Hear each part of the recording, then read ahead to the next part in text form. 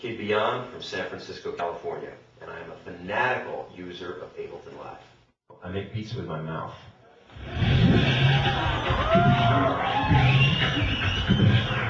Boxer, singer, throat singer. Me and this microphone, we make the beats.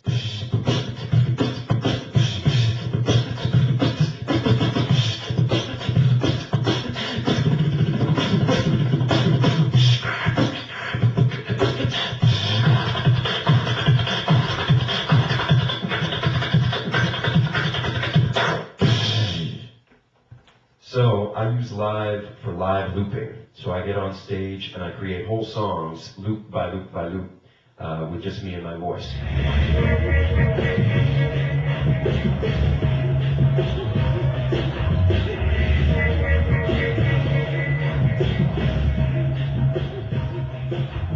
set up the laptop to my left on the stage. It's on the table, and once I set it up, I never touch it during the show. I control Live with this foot pedal right here. So I hit some buttons and we start creating loops.